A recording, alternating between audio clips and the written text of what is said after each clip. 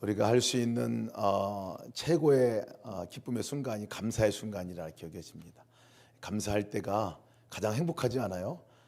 가장 행복한 오늘 추수감사주일을 저희가 맞고 있습니다. 어제 우리 추수감사절을 준비하면서 우리 데코하시는 조영경 집사님 비롯한 차현지 집사님 다들 이렇게 오셔서 함께 데코 해주셨는데 하다가 여기 하트 보세요. 하트가 너무 예쁘잖아요. 하트를 이렇게 붙이다가 이게 근데 하트가 이렇게 붙이다 보니까 조금씩 이렇게 넓어지는 것 같아가지고 제가 하트가 좀 뚱뚱한 것 같다 이렇게 얘기했더니 우리 집사님 같이 하시는 분들이 뚱뚱한 게 아니라 풍성한 거죠.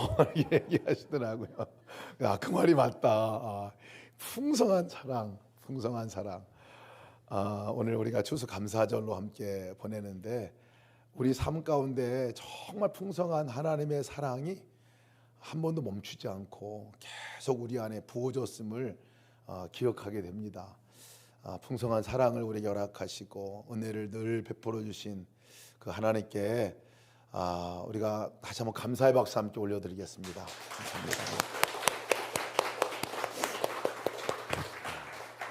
감사라고 하는 말은 그 사랑을 주신 사랑을 그 주신 것에 대해서 감사를 표현하는 거죠.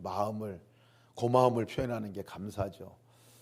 제가 감사라는 단어가 각 나라마다 다 다를 텐데 제가 제일 좋아하는 또 감사를 가장 잘 표현했다 하시는 하는 그 단어가 인도네시아 말이에요. 인도네시아 말이 감사합니다라고 하는 말은 뜨리마까시 이렇게 얘기하거든요. 뜨리마라는 말은 받았습니다라는 뜻이에요. 까시라는 말은 사랑이라는 말이거든요. 그러니까 사랑을 받았습니다라고 얘기를 하는 게 감사합니다 표현이에요. 그러니까 상대방을 만났을 때 사랑받았습니다 이렇게 인사하는 거거든요. 사랑을 받았어요. 그러니까 하나님의 사랑을 내가 받았습니다 하고 고백하는 게 사실 하나님께 드리는 감사죠. 사람을 만나서 사람에게도 감사합니다라고 고백한다는 고백은 당신에게 사랑을 받았습니다 라는 의미인데 너무 잘 표현했다고 생각이 듭니다. 오늘 우리가 하나님께 나와서 감사하는 것은 하나님 사랑받았습니다. 하나님 사랑받고 살았습니다 하는 그 고백이죠. 한번 옆에 분들하고 해볼까요? 사랑받았습니다. 이렇게 당신 사랑받았습니다. 한번 인도네시아 말로 되는 한국말로 한번 해볼까요? 사랑받았습니다. 옆에 분 인사 한번 합시다. 사랑을 받았습니다. 사랑을 받았습니다. 뜨리마까시 너무 감사하죠. 근데 이것은 전제가 사실은 있어요. 내가 사랑을 받을 자격이 있어서 사랑받을 짓을 해서 내가 받았기 때문에 감사의 고백을 하는 게 아니에요. 이 사랑의 전제는 뭐냐면 나는 받을 자격이 없고 받을 만한 아무런 것들을 한 것이 없는데 당신이 나를 그걸 줬습니다. 그 사랑을 줬습니다 하는 의미예요. 그러니까 사랑이라는 말 자체가 사실 따지고 보면 자격이 있어서 내가 할 만한 짓을 해서 받고 누리는 것이 아니라는 거예요.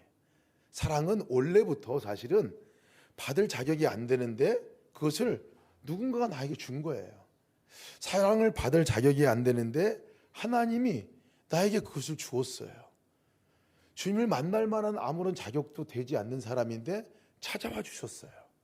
그리고 하나님의 자녀가 될 만한 자격이 아무것도 없는데 오셔서 생명을 내놓으셔서 주님 생명과 받고 그리고 우리를 자녀라 불러주신 것, 이것이 사랑이죠. 우리가 살아가면서 혼자 사는 인생이 아니라 찾아와 주셨는데 찾아올 만한 자격도 되지 않는 건데 그럴 만한 한 짓 없는데 오셔서 주님께서 나와 함께 가자라고 말씀해 주시는 이것이 사랑이라는 거죠.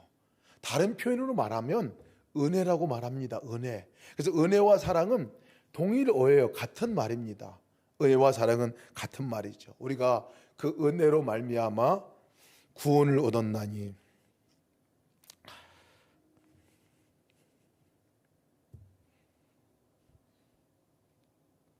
이것이 너에게서는 것이 아니요 하나님의 선물이라.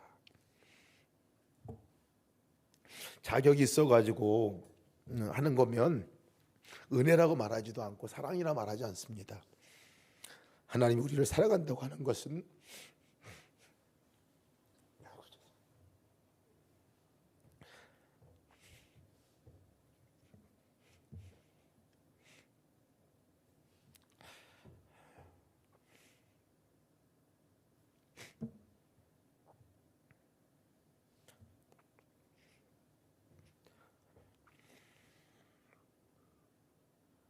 자격이 없는데 오셔서 베풀어 주신 것을 사랑이라고 말합니다.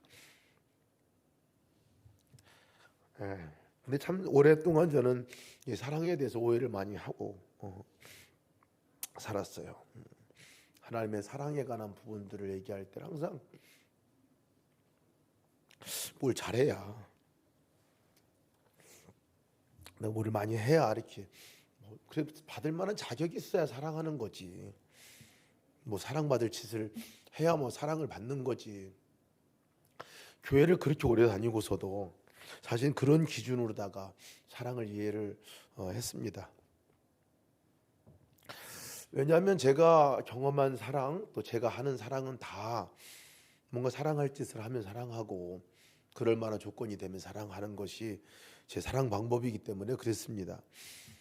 또 상대방에게 대해서 그렇게 하고 나서도 생색내고 하는 것이 뭐 사랑의 방법이었는데, 하나님의 사랑은 본능상 사실 애시당초 시작 자체가 받을 만한 것이 없으니까, 조건이 안 되는데, 그런데 이제 그 상태이니까 오신 것이 사랑이 되는 거고, 우리에게 구원 받을 자격 하나도 없는 거니까, 우리로서는 안 되니까 하나님께 생명을 내어 바꿔 주신 거고, 우리 혼자 살아가면 이 땅을 살아갈 때 이 세상을 이길 수 없으니까, 이 땅을 살아가면서 우리 혼자 살아가는 삶으로는 죄를 이길 수도 없고, 그러니까 주님이 오셔서 사랑하신 거죠. 그것을 사랑이라고 말하는,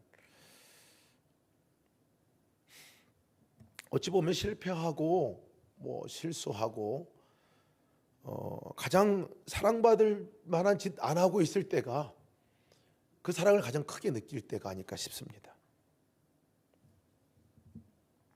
사실 애시당초 사랑의 시작도 그런 것 같아요. 서하하고 은수 이제 태어나가지고 우리가 너무 기뻐하고, 어제는 단톡방에 우리 서하가 은하가 언니 은하가 그 서하에게 우유를 먹여주는 사진을 올렸는데 얼마나 예쁜지 몰라요. 근데 제가 보니까 서하가 하는 짓이 뭘까 생각하니까 똥 싸고 울고 떼쓰고 하는 게 그밖에 없거든요. 사실은 밤에 한밤중에 깨가지고 엄마 젖달라고 하고, 줄 때까지 울고, 기저귀 가릴 때까지 울고, 이게 사실은 아기가 하는 일 아니에요. 근데 아마 서아만큼, 그러니까 그 아이들 그때가 제일 우리가 사랑이 뭔지를 알게 되는 것 같아요. 그냥 그게 사랑이죠. 사실은 아무런 뭐 받을 조건이 없는데 전적으로 엄마가 우유 그냥 그 온 자기의 전 진액을 뽑아서 사실은 그 아이에게 주는 거 아니에요. 그리고 울면 너 왜 우냐고 뭐 나무라지도 않고 얼른 가서 너 왜 우니? 왜 울까? 먼저 생각하고 기저귀 갈아주고, 배고파서 오나 젖주고, 추워서 오나 가서 덮어주고, 더워서 오나 열어주고, 이것이 사실 사랑이죠, 사실은. 근데 그게 가장 하나님을 닮은 사랑 같아요. 가장 닮은 하나님의 사랑이죠. 아이를 향해서 엄마가 어떤 조건도 사실 붙이지 않거든요. 그냥 필요하니까 거기에 가서 흘려 보내주는 것, 이것이 사랑인데, 하나님의 사랑이 그렇다는 거예요. 받을 만한 자격이 있어서가 아니라 자격 하나 없는데 아들이라 불러주고 함께 해주시고 계속 이끌어 주시는 거. 저는 늘 열등감이나 이런 사랑에 관한 부분들에 대해서는 또 죄책감까지 갖고 살아간 시절이 꽤 많습니다. 그리고 성경 말씀 가운데 제가 무서웠던 말씀이 창세기 17장 말씀이었어요. 나는 전능하신 하나님이라 너는 내 앞에서 행하여 완전하라 하시는 말씀이거든요. 완전히 사랑해라. 사랑 똑바로 해라. 뭐 이런 말씀으로 들었어요. 아브라함에게 99세에 나타나서 하셨던 말씀이거든요.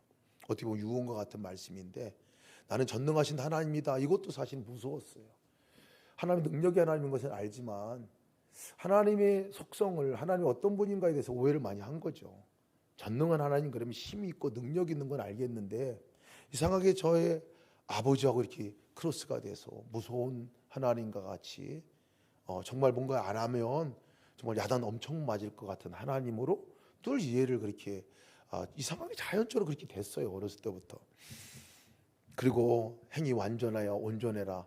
이건 완전히 똑바로 살아 하는 거거든요. 근데 이 말조차도 사실은 얼마나 크게 오해하고 있는지 몰라요. 제가 오해했던 거죠.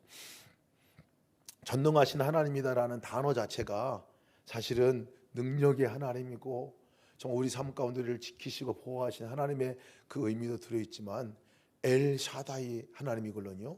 엘이라는 것은 하나님이라는 말이고 샤다이는 엄마의 젖가슴을 의미하는 말이에요. 그러니까 하나님은 누구신가? 하나님의 그 능력은 뭔가? 사랑의 능력을 말하고 있는 거거든요. 아이에게 진액을 다 뽑아주고 필요한 것들 조건 따지지 않고 자격 따지지 않고 똑바로 했기 때문에 사랑하는 사랑이 아니라 할만해서 사랑하는 사랑이 아니라 그러지 않으니까 그러지 못하니까 해주는 사랑이었습니다. 그러지 못하니까 여전히 부족하니까 여전히 그냥 자빠지고 넘어지니까 여전히 그렇게 또 반복적인 죄를 짓고 살아가니까 그렇게 살아가니까 그러니까 사랑이 필요한 사랑이었던 거예요. 아이와 같이 돌아보면 자격이 있어서 하나님 나를 사랑해 준 거는 아무도 한 번 생각이 안 나요. 내가 자격이 이만큼 되니까 하나님 사랑을 받았지, 은혜를 받은 거지. 돌아보니까 생각이 안 나더라고요. 다 하나님 생각이 나는, 사랑 생각나는 것은 부족하고 어렵고 힘들 때였어요.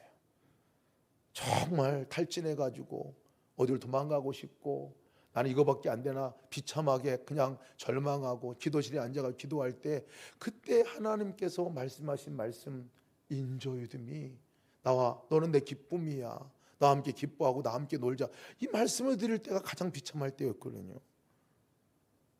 건강상에서 그렇게 건강하다고 자부하다고 살아갔지만 실제 뇌경색이 오고 성대 결절이 오고 이렇게 하면서 도무지 내 힘으로는 말도 제대로 못하고 사고도 제대로 못하고 무엇 하나 할 수 없는 그 상황에 있을 때에 그때 하나님께 찾아오셔서 하셨던 말씀은 내가 너와 함께 하잖아. 그러니 너 기뻐해라. 내가 너와 함께 하니까 기뻐하라는 그 말씀이었어요.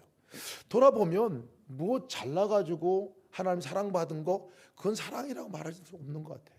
가장 비참하고 가장 어렵고 가장 힘이 없고 가장 힘들고 가장 방황하고 어려운 그런 순간순간에 그러니까 하나님이 사랑하시는 거고 그러니까 주님이 찾아오신 거고 그러니까 주님이 사랑이신 거고 그러니까 주님이 또 거기 계신 거고 계시니까 그것이 사랑인 거고 그렇더라고요. 매주마다 그런 부족함을 또 느끼게 됩니다. 제가 설교 단들에 쓸 때마다 여러분들은 어떻게 느낄지 모르겠지만 주일이 지나고 나면 아무것도 없어요. 어떤 말씀을 주님께서 전하게 하실 건가?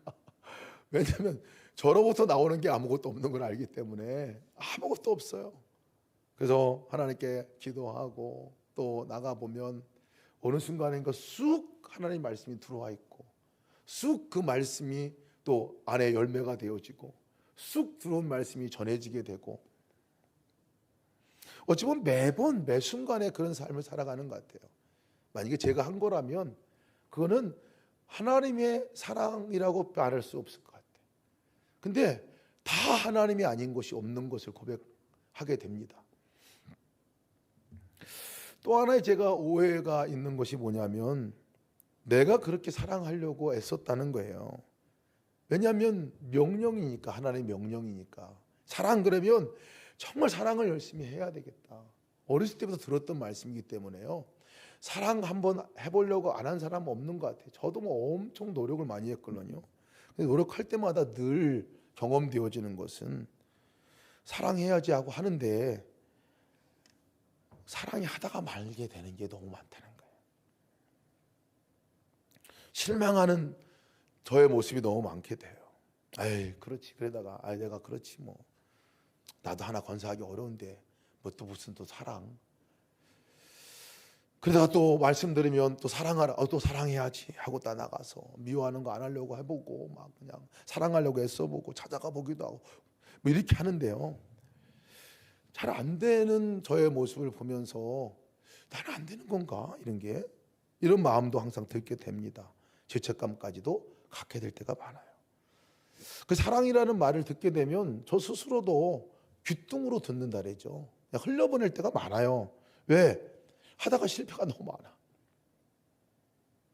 근데 오늘 주님이 분명하게 말씀하는 말씀이 하나 있었어요.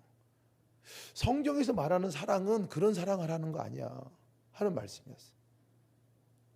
사랑하는 자들아, 우리가 서로 사랑하자.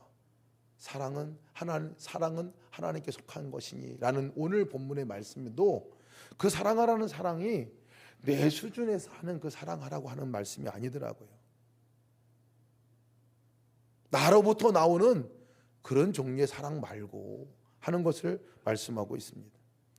왜냐하면 나로부터 나오는 사랑은 다 이기적이었어요. 보면 다 이기적이었어요. 다 조건적인 것들이 많았습니다. 그리고 내가 힘써서 하는 내게서 나온 사랑이 대부분이었는데요. 오늘 이 사랑은 네 사랑 말고 내 사랑 하는 거야 하고 말씀을 하는 거예요. 너 사랑 말고 내 사랑, 이 말씀을 해주시는 거예요. 사랑은 하나님께 속한 것이니, 오늘 성경은 분명히 말씀하고 있거든요. 사랑은 하나님께 속한 것이니, 여러분 사랑은 원래 하나님께 속한 것입니다. 하나님께 속한 거예요. 우리에게서는 우리 수준의 사랑은 있을지 모르겠지만 이 하나님 말씀하고는 사랑은 원래 없었던 거예요. 우리로부터 나갈 수도 없는 거예요. 그러니까 우리로부터 원래 있었던 사랑이 아니라 하나님께 속한 그 사랑, 조건 없는 사랑이죠. 대가를 바라지 않고 자신을 내어 값을 지불하는 그 사랑, 여러분 이것이 가능한 사랑이겠습니까? 근데 이런 사랑을 우리 태어나면서부터 아예 그냥 모두에게 한 번씩 경험하게 한 것 같아요. 조건 없는 사랑 다 한 번씩 경험한 거잖아요. 여기 우리가 있는 이 가운데서 그 조건 없는 사랑을 안 경험한 사람이 어디 있겠어요? 다 경험했어요. 하나도 빠짐없이 다 경험했어요.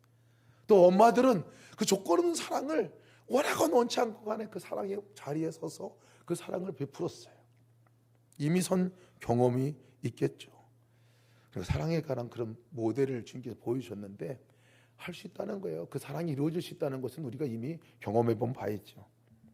근데 그 사랑이 우리로부터 나오지 않는다는 거예요. 예수님이 우리 가운데 찾아오신 이유가 도대체 뭐냐는 거예요. 주님이 우리 가운데 찾아오신 것은 사랑 단어로 찾아온 게 아니라 인격 대신 그 자체가 우리 가운데 오셨다는 사실을 우리가 기억해야 합니다. 그분이 우리 안에 오셔야 그 다음에 주님의 사랑이 조금씩이라도 우리로부터 흘러가게 된다는 거예요. 놀라운 은혜 아닙니까? 우리는 사랑이 없는, 이런 사랑을 할 수 없는 존재인데 그 사랑이 우리 안에 오셨다는 거예요. 사랑하는 자들아, 우리가 서로 사랑하자. 이 사랑은요, 어찌 보면 그러니까 사랑해야 하는 사랑의 종류예요. 나는 안 되는 사랑이거든요. 왜? 내가 기준으로 보면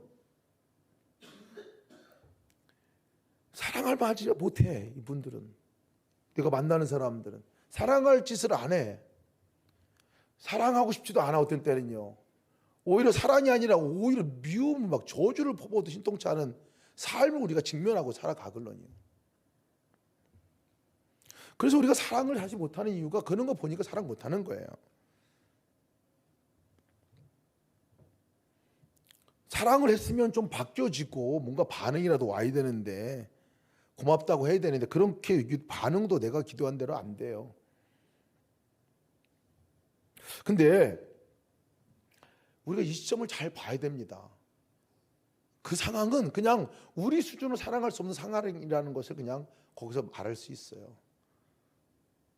근데 하나님의 사랑은 뭐냐면 그러니까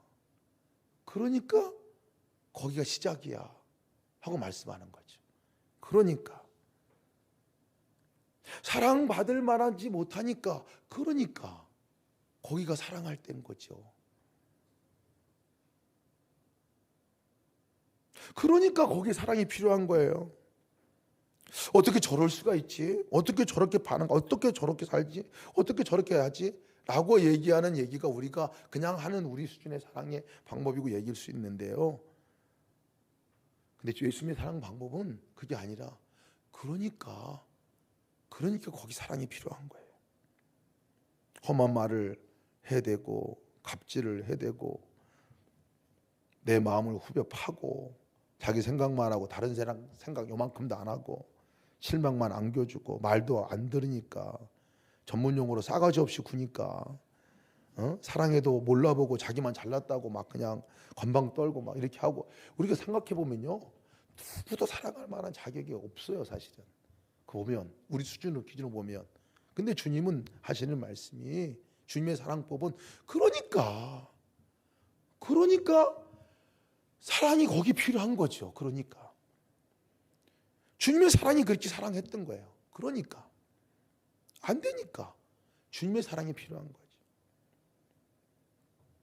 오늘 아침에 제가 딱 일어났는데 문자가 하나 왔어요. 우리 김진영 집사님 여러분 잘 아실 겁니다. 우리 처음 창립할 때부터 같이 교인으로 계시다가 광주로 이제 이사를 가시는 바람에 거기에 이제 교인이 되셔서 여기 교회에서 파송해서 가신 우리 성도죠. 아침에 문자가 왔어요. 오늘 이렇게 감사로 드리는 우리 예배에 오늘 무엇을 하나님께 감사할까 그렇게 기도하다가 하나님께 생각나게 하신 가장 큰 감사가, 지난 4월에 장례가 있었습니다. 아버님 돌아가셔서 함께 우리 장례를 참석하고 그러셨는데, 그때 장례 갔을 때 김지영 집사님만 믿고 가족들은 다 안 믿으셨거든요. 엄마도 안 믿으시고, 아주 안 믿는 정도가 아니라 동생은 완전히 교회 가는 걸 거부하고 거절하고 뭐 이런 이제 때였거든요. 근데 이 김지영 집사님이 그냥 늘 기도 제목을 가지 요청을 해보셨어요. 늘 기도 제목. 그리고 늘 그 사랑의 어떤 만남과 사랑으로 베푸는 일들을 하셨죠. 근데 이제 올 11월에 11월 첫째 주, 이번 달 첫째 주에 그 집 앞에 있는 교회를 두 분이 다 다니기 시작했다는 거예요. 그래서 너무 감사해서 올 한 해 최고의 감사가 그거다. 이렇게 이제 한 그 감사 제목을 얘기를 해주셨는데, 제가 그분을 보면서 계속 기도하고 해온 걸 알걸런요. 어떻게 대하시고 어떻게 한 걸 알걸런요. 거절하니까 그러니까 또 찾아가는 거고 또 기도하는 거고, 기도해도 아무런 징조가 보이지 않으니까 그러니까 기도하는 거고 또 찾아가는 거고, 그게 하나님의 사랑이구나 하는 생각을 가졌습니다. 우리에게 베푸신 하나님의 사랑도 보면요, 고린도전서 13장 말씀 보면 사랑에 대해서 너무나 많이 나오는데, 여러분 제가 권면합니다. 고린도전서 13장 이번 주 한 주간은요, 우리 이 요한일서 4장 말씀과 고린도전서 13장 말씀을 계속 한번 읽어보셨으면 좋겠어요. 고린도전서 13장 말씀을 펴면 아예 거기에 사랑이 없으면 아무것도 아니다라는 것을 얘기하고 있어요. 여러분 그 사랑이라는 단어에 바꿔서 우리가 표현하면 예수님, 사랑이 예수님이잖아요. 하나님이 사랑이시잖아요. 하나님이 없으면 아무것도 아니야. 사랑이 없으면 아무것도 아니에요. 예수님이 없으면 아무것도 아니야. 사랑이 없으면 아무것도 아니야. 이 말로 들려요, 이 말씀이. 사람의 방언, 천사의 말을 한다 하더라도 사랑 없으면 아무것도 아니야. 예언할 능력 있고 비밀, 모든 것을 비밀을 알고 지식을 알고 산을 옮길 만한 엄청난 믿음이 있어도 사랑 없으면 아무것도 아니야. 구제하고 몸을 불사르게 내어줄지라도 사랑 없으면 아무것도 아니야. 이렇게 얘기하면서 시작하는 말씀이 고린도서 13장 말씀인데요. 그렇습니다. 사랑 없으면 아무것도 아니에요. 저는 거꾸로 들리더라고요. 주님이 내 안에 거하시는데 예수님 없으면 사랑 없어.